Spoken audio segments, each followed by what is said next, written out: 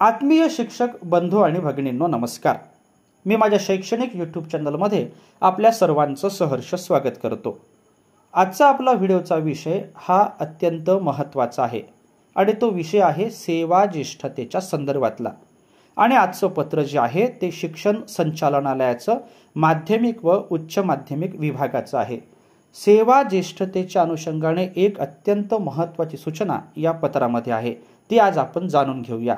अशाच प्रकारच्या विविध शैक्षणिक बातम्या जाणून घेण्यासाठी माझ्या या यूट्यूब चॅनलला लाईक आणि सबस्क्राइब करा अशी नम्र विनंती मी आपल्याला या व्हिडिओच्या निमित्ताने करतो आहे। सेवा ज्येष्ठतेच्या पार्श्वभूमीवर जर आपल्याला आपलं मत व्यक्त करायचं असेल तर त्यासाठी कमेंट बॉक्स उपलब्ध आहे। आता आपण हे पत्र जाणून घेऊया।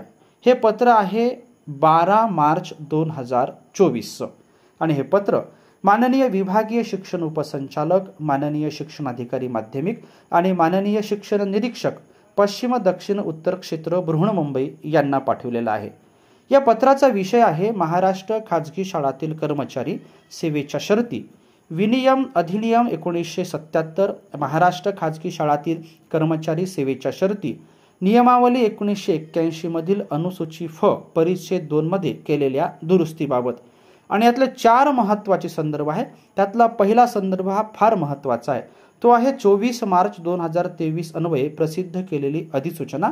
आणि तिसरा संदर्भ ही महत्त्वाचा ठरतो या पत्राच्या पार्श्वभूमीवर की माननीय सचिव पदवीधर डीएड कला क्रीडा शिक्षक शिक्षकेतर संघ पुणे यांचं दिनांक 6/2/2024 पत्र। आता आपण या पत्राचा आशय जाणून घेऊया।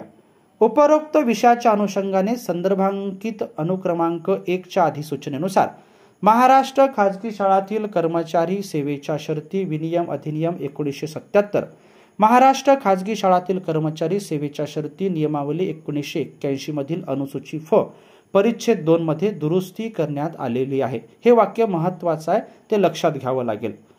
सदर सूचनेस अनुसरून संचालनालयाचे संदर्भ क्रमांक 2 वरील दिनांक 13/4/2023 व 29/8/2023 च्या परिपत्रकान्वये शासन अधिसूचनेत दिलेल्या तरतुदी आणि सर्व टिपा तळटिपा यांच्या आधारे शिक्षकांची सेवा ज्येष्ठता निश्चित करण्याची कार्यवाही करण्याबाबत आपल्या विभागातील अथवा जिल्ह्यातील शाळांना कळविण्यात यावे। जेथे सेवा ज्येष्ठतेबाबत वाद निर्माण होतो अशा प्रकरणात माननीय शिक्षणाधिकारी यांनी तक्रारीच्या अनुषंगाने सुनावण्या घेऊन अद्ययावत शासन निर्णय अधिसूचना दिनांक 25/3/2023 प्रमाणे नियमानुसार कार्यवाही करावी। हे वाक्य अधोरेखित करा की अधिसूचना 25/3/2023 प्रमाणे नियमानुसार कार्यवाही करायची आहे। माननीय शिक्षणाधिकारी यांनी दिलेल्या सेवा ज्येष्ठतेचा निर्णय प्रकरणी अपील झाल्यास विभागीय शिक्षण उपसंचालक यांनी दिनांक 25/3/2023 नुसार नियमसंगत उचित कार्यवाही दक्षतेने पार पाडण्याच्या सूचना देण्यात आल्या आहेत। तसेच प्रकरणी केलेल्या कार्यवाहीबाबतचा अहवाल या संचालनालयात सादर करण्यासही कळविण्यात आले आहे। तथापि अद्याप आपल्या स्तरावरून करण्यात आलेल्या कार्यवाहीचा अहवाल या संचालनालयास प्राप्त झालेला नाही। प्रकरणी संदर्भ क्रमांक 3 वरील संघटनेच्या पत्रान्वये माननीय उच्च न्यायालय मुंबई येथील याचिका क्रमांक 11243/2023 मधील दिनांक 7/9/2023 रोजीच्या आदेशाचा योग्य अर्थ न काढल्याने संस्थाचालकांनी बीएड नियुक्त शिक्षकांना प्रथम प्राधान्य देत ज्येष्ठता याद्या तयार केल्या व या चुकीच्या सेवा ज्येष्ठता याद्यानुसार असलेल्या पदोन्नतीस मान्यता देण्यात येत असल्याचे त्यांच्या निवेदनात नमूद करण्यात आले आहे। याचिका क्रमांक 11243/2023 मधील दिनांक 18/1/2024 च्या अंतरिम आदेशानुसार स्पष्ट करण्यात आले आहे की सेवा ज्येष्ठता याद्या या दिनांक 24/3/2023 च्या राजपत्रानुसार असाव्यात।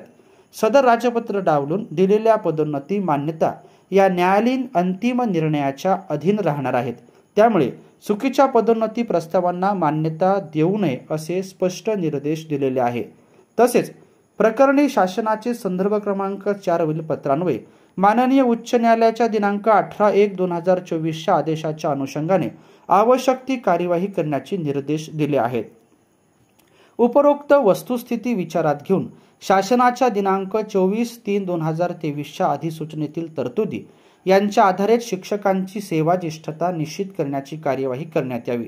तसेच उच्च न्यायालयाच्या दिनांक 18/1/2024 च्या आदेशाच्या अनुषंगाने कार्यवाही करण्यात यावी असं माननीय शिक्षण संचालक माध्यमिक व उच्च माध्यमिक महाराष्ट्र राज्य पुणे यांनी या पत्राच्या माध्यमातून कळविलेला आहे। या पत्रातला हा जो शेवटचा परिच्छेद आहे तो महत्त्वाचा आहे। वस्तुस्थिती विचारात घेऊन शासनाची जी अधिसूचना आहे 24/3/2023 त्या अधिसूचनेतील तरतुदींच्या आधारेच शिक्षकांची सेवा ज्येष्ठता निश्चित करण्याची कार्यवाही करावी लागणार आहे। तसेच माननीय उच्च न्यायालयाचा जो आदेश आहे तो आहे 18/1/2024 चा, त्या आदेशाच्या अनुषंगाने सुद्धा कार्यवाही करावी असं या पत्राच्या माध्यमातून म्हटलेलं आहे। सेवा ज्येष्ठतेच्या पार्श्वभूमीवर हे जे पत्र आहे ते अत्यंत महत्त्वाचं आहे। या सर्व माध्यमातून शाळांमधल्या सेवा ज्येष्ठतेला योग्य न्याय मिळेल अशी अपेक्षा आपण या निमित्तानं करूया। आपण हा संपूर्ण व्हिडिओ ऐकल्याबद्दल आपल्या सर्वांचेच मनापासून धन्यवाद।